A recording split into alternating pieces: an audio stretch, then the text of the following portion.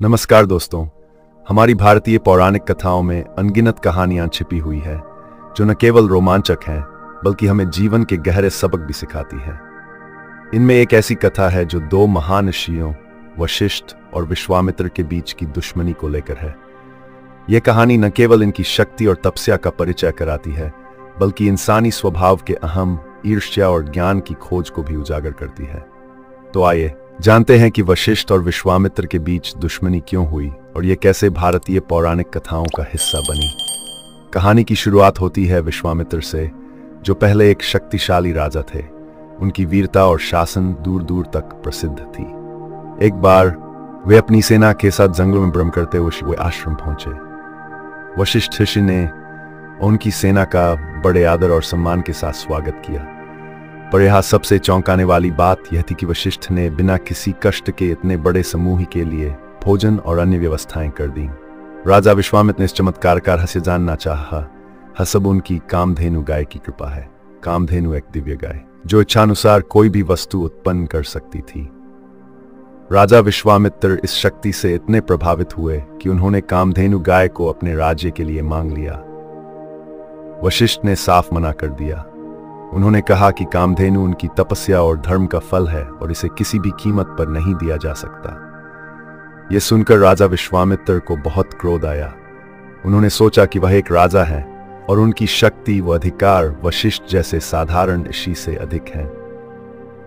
उन्होंने जबरन कामधेनु को लेने का प्रयास किया, लेकिन कामधेनु ने वशिष्ठ की आज्ञा का पालन करते हुए अपनी दिव्य शक्तियों से राजा विश्वामित्र की पूरी सेना को पराजित कर दिया।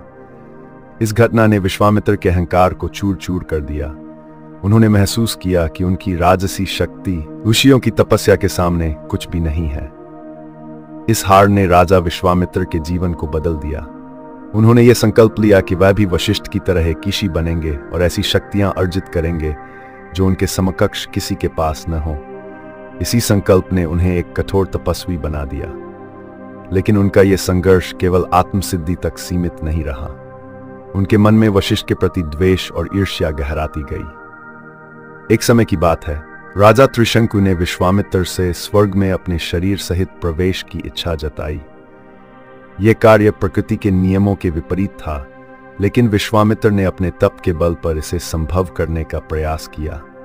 देवताओं ने त्रिशंकु को अस्वीकार कर दिया तो विश्वामित्र ने अपने बल से एक अलग स्वर्ग की रचना कर डाली। यह घटना वशिष्ठ और अन्य ऋषियों के सिद्धांतों के खिलाफ थी। वशिष्ठ ने इसे धर्म का उल्लंघन माना। वशिष्ठ और विश्वामित्र की दुश्मनी केवल शक्ति और तपस्या की प्रतिस्पर्धा नहीं थी, बल्कि यह धर्म और अधर्म, अहंकार और त्याग और आत्मशक्ति के संघर्ष की प्रतीक बन गई। दोनों महान थे, लेकिन उनकी सोच और उद्देश्य अलग थे।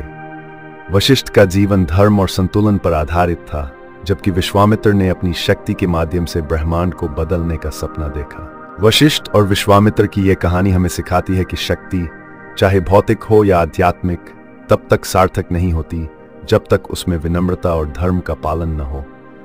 यह कथा भारतीय पौराणिक कथाओं की गहराई और उनके भीतर छिपे जीवन के अनमोल सब को उजागर करती है। अगर आपको यह कहानी रोचक लगी हो और आप ऐसी और भी कथाओं में रुचि रखते हैं तो हमारे चैनल को सब्सक्राइब करना न भूलें। धन्यवाद।